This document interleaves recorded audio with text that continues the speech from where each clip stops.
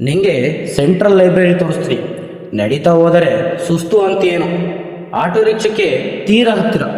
ನಿಧಾನವಾಗಿ ಆದರೂ ಸರಿ, ನಡೀತೀಯಾ? ಪ್ರಾರ್ಥನನ್ನು ಕೇಳಿದ್ದ. ಬಸ್ಸಿನಲ್ಲಿ ಕರೆದುಕೊಂಡು ಹೋಗ್ತೀನಿ ಅನ್ನೋದಾದರೆ ದಾವಣಗೆರೆ ತನಕ ನಾನು ಬರ್ತೀನಿ. ಮೇಲು ಧ್ವನಿಯಲ್ಲಿ ಪ್ರಪೋಸ್ ಮಾಡಿದ್ದಳು ಪ್ರಾರ್ಥನಾ. ಉಳಿದಿರೋದು ಬರೀ 110 ರೂಪಾಯಿ. ಚನ್ನರಾಯಪಟ್ಟಣದಿಂದ ಶಿವಮೊಗ್ಗ ತಲುಪುವ ಹೊತ್ತಿಗೆ ಇದ್ದ 180ರಲ್ಲಿ 60 ಮುಗಿದಿದ್ದವು. ಬೆಳಗಿನ ತಿಂಡಿಗೆ 10. ದಾವಣಗೆರೆಗೆ ಹೋಗಿ ಬರೋಕೆ ಇಬ್ಬರಿಗೆ ಎಷ್ಟು?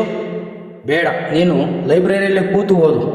ರಾತ್ರಿ ಹೊತ್ತಿಗೆ ನಾನು ವಾಪಸ್ ಬರ್ತೀನಿ, ನಿರ್ಧಾರವೆಂಬಂತೆ ಹೇಳಿಬಿಟ್ಟ. ಅದು ಹಿಮವಂತನ ಸ್ವಭಾವ. ವಿವರಣೆಗಳನ್ನೆಲ್ಲ ತನ್ನಲ್ಲಿಯೇ ಇಟ್ಟುಕೊಳ್ಳುತ್ತಾನೆ. ಎದುರಿನವರಿಗೇನಿದ್ದರೂ ನಿರ್ಣಯಗಳು ಮಾತ್ರ ರವಾನೆಯಾಗುತ್ತವೆ.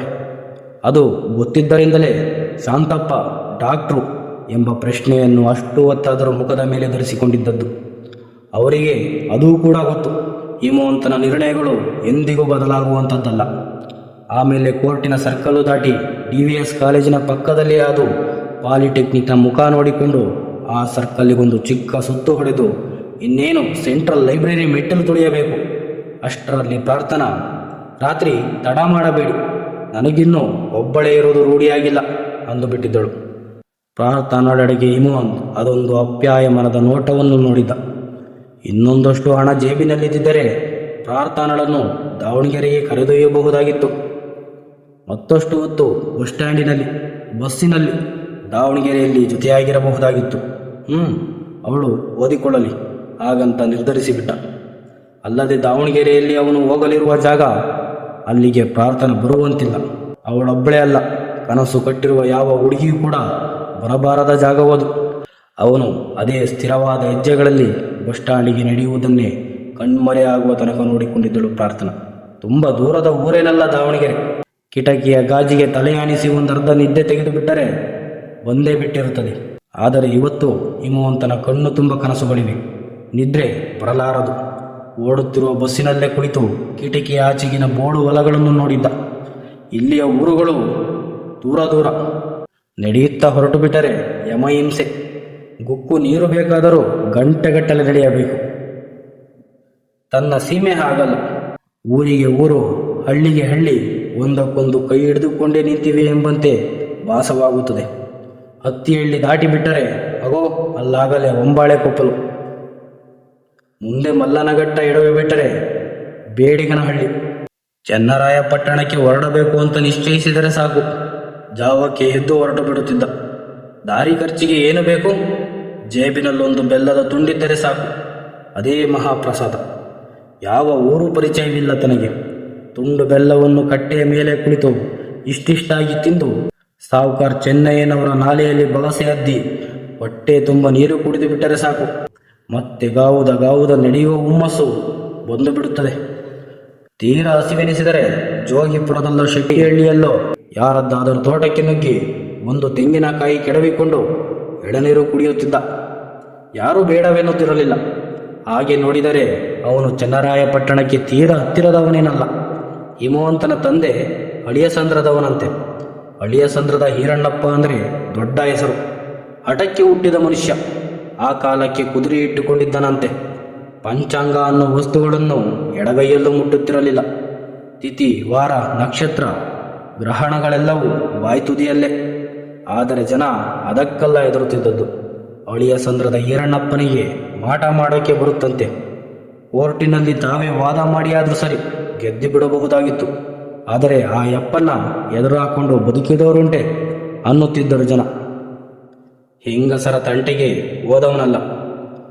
ಆದರೆ ಹಿಮವಂತನಿಗೆ ಚೆನ್ನಾಗಿ ಗೊತ್ತಿತ್ತು, ಆತ ತನ್ನ ತಾಯಿಯನ್ನು ಕೊಂದು ಬಿಟ್ಟಿದ್ದ. ನೇತು ಹಾಕಿದ್ದ ದೊಡ್ಡ ಲಾಂದ್ರ ತೆಗೆದುಕೊಂಡು ತಲೆಗೆ ಹೊಡೆದಿದ್ದನಂತೆ. 3ನೇ ಏಟಿಗೆ ಸತ್ತಿರಬೇಕು ಅನ್ನುತ್ತಿದ್ದಳು ಚಿಕ್ಕತ್ತೆ, ಅಪ್ಪನ ಕಾಸ ತಂಗಿ. ಕೊನೆಯವಳು ಹೆಂಡತಿ ಕೊಲೆಯಾದ ಮೇಲೆ ಶಾಶ್ವತವಾಗಿ ಅಳಿಯಸಂದ್ರದ ಮನೆ ಬಿಟ್ಟು ಚನ್ನರಾಯಪಟ್ಟಣದ ಆಚೆಗೆ ಕೈಮರವನ್ನು ದಾಟಿ ಕತ್ತರಿಘಟ್ಟದಲ್ಲಿ ಅದ್ಯಾರದ ತೋಟದ ಮನೆಯಲ್ಲಿ ಇದ್ದು ಬಿಟ್ಟನಂತೆ. ಬಹುಶಃ ಹಿಮವಂತನನ್ನು ಆತನೇ ಚಿಕ್ಕತ್ತೆಯ ಸುಪ್ಪರ್ತಿಗೆ ಕೊಟ್ಟು ಹೋಗಿರಬೇಕು. ಲಾಂಧ್ರದಿಂದ ಒಡೆಸಿಕೊಂಡು ಸತ್ತಾಗ ಅಮ್ಮ 7 ತಿಂಗಳ ಬಸುರಿಯಂತೆ. ತಾಯಿ ಮಗು ಇಬ್ಬರು ಸತ್ತಿದ್ದರು. ಅಮ್ಮನ ಹೊಟ್ಟೆಯಲ್ಲಿ ತಂಗಿ ಇದ್ದಾಳ.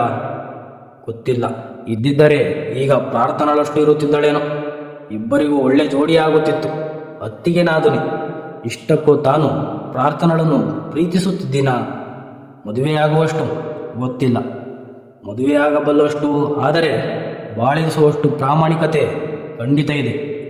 ನೋಡೋಕೆ ಅಳಿಯ ಸಂದ್ರದ ಈರಣ್ಣಪ್ಪನ ಹಾಗೆ ಕಾಣ್ತೀಯ ಅಂತ ಜನ ಅಂತಾರೆ.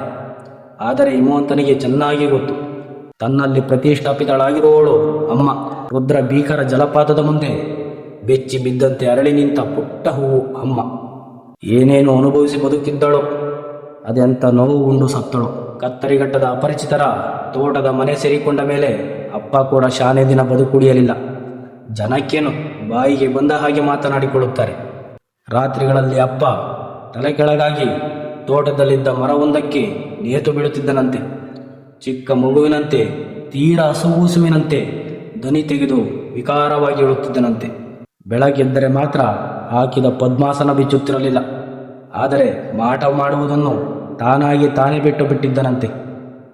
ತೀರಾ ಯಾರಾದರೂ ಹುಡುಕಿಕೊಂಡು ಬಂದರೆ ಮತ್ಯಾರೋ ಮಾಡಿದ ಮಾಟಕ್ಕೆ ತಿರುಗು ಮಾಡಿಕೊಡುವನಂತೆ. ಆತ ಬಳಸುತ್ತಿದ್ದ ತಾಳೆಗರಿಗಳೆಲ್ಲ ಇವತ್ತಿಗೂ ಚಿಕ್ಕತ್ತೆ ಮನೆಯಲ್ಲೇ ಇವೆ. ತಂದುಕೊಳ್ಳಲೆ ಅಂದುಕೊಳ್ಳುತ್ತಾನೆ ಹಿಮವಂತ್. ಏನು ಉಪಯೋಗ, ಅಳಿಯ ಸಂದ್ರದ ಈರಣ್ಣಪ್ಪನ ಮಗ ಮಾಟ ಕಲಿತವನೆ ಅಂತ ಮಾತನಾಡಿಕೊಳ್ಳುತ್ತಾರೆ ಜನ. ಅವರಿಗೆ ತನ್ನನ್ನು ಕಂಡ್ರೆ ಇವತ್ತಿಗೂ ವಿನಾಕಾರಣ ಅಂಜಿಕೆ. ಹಿಮವಂತನಾದರೂ ಹೆಚ್ಚಿಗೆ ಮಾತನಾಡುವವನಲ್ಲ. ಅವನ ಮೌನ ಮತ್ತೂ ಅಂಜಿಸುತ್ತದೆ. ತೋಟದಲ್ಲಿ ನಿಂತು ಎಳನೀರು ಕೇಳಿದರೆ ಒಂದಲ್ಲ ಎರಡೂ ಕೆಡವಿ ಕೊಡ್ತಾರೆ. ಬರ್ತೀರಿ ಸ್ವಾಮಿ ಅಂತಾರೆ. ತಾವೇ ಬಾಗಿಲಿನ ತನಕ ಬಂದು ಕಳಿಸಿಕೊಡ್ತಾರೆ.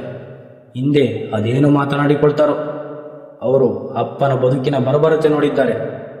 ಅದಕ್ಕಿಂತ ಬರ್ಬರವಾಗಿ ಆತ ಸತ್ತದ್ದನ್ನು ನೋಡಿದ್ದಾರೆ. ಕದಬಳ್ಳಿ ಸಮೀಪದ ಸಿಂಬ್ಲಿಗೆಯಲ್ಲಿ ಅದ್ಯಾವನು ಮೈ ಮೇಲೆ ಶನಿ ಮಹಾತ್ಮ ಬರ್ತಾನೆ ಅಂತ ನಾಟಕವಾಡುತ್ತಿದ್ದಕ್ಕೆ ಅಪ್ಪ ಮಠ ಮಧ್ಯಾಹ್ನದಲ್ಲಿ ಅವನನ್ನು ಒಟ್ಟಾಡಿಸಿಕೊಂಡು ದೊಣ್ಣೆ ಎತ್ತುಕೊಂಡು ಹೋಗಿಬಿಟ್ಟಿದ್ದನಂತೆ. ಹಾಗೆ ಹೋಗುತ್ತಾ ಅದೇನು ಮಂತ್ರ ಹೇಳಿಕೊಂಡನು. ಮುಂದೆ ಆ ಶನಿ ಮಹಾತ್ಮ ನಾಟಕದವನು ಸಿಂಬ್ಲಿಗೆಗೆ ಕಾಲಿಟ್ಟರೆ ಸಾಕು, ಗಾಳಿಯಲ್ಲಿ ಯಾವುದೋ ದೊಣ್ಣೆ ತೇಲಿ ತನ್ನನ್ನು ಒಟ್ಟಾಡಿಸಿಕೊಂಡು ಬಂದ ಹಾಗೆ ಆಗುತ್ತೆ ಅಂತ ಕಿರಿಚಿಕೊಳ್ತಿದ್ದಂತೆ. ಅಂಥ ಮನುಷ್ಯ ಅಪ್ಪ. ಕೋಡಿ ಬೆಳಗೊಳದಲ್ಲಿ ಅದ್ಯಾವುದೋ ಹೆಂಗಸಿಗೆ ಹಿಡಿದ್ದ ಪ್ರೇತಾತ್ಮವನ್ನು ಬಿಡಿಸಿ ಮರಕ್ಕೆ ನೇತು ಹಾಕಿ ದಿನಗಟ್ಟಲೆ ಅದನ್ನು ಅಲ್ಲೇ ಬಿಟ್ಟು ದೇಶಾಂತರ ಹೋಗಿ ಬಿಟ್ಟಿದ್ದನಂತೆ. ಅದ್ಯಾರೋ ಅಗಸಿನ ಗಂಡಸಿನ ಪ್ರೇತಾತ್ಮವಂತೆ. ಅದು ಮಧ್ಯಾಹ್ನದ ಹೊತ್ತು ಯಾರಾದರೂ ಒಬ್ಬಂಟಿಯಾಗಿ ಆ ಮರದ ಹತ್ತಿರಕ್ಕೆ ಹೋದರೆ ಸಾಕು, ಒಳೆ ಆಗಿದ್ರೆ ಬಟ್ಟೆ ಬಿಚ್ಕೊಡಿ, ಒಕ್ಕೊಡ್ತೀನಿ ಅನ್ನುತ್ತಿತ್ತಂತೆ.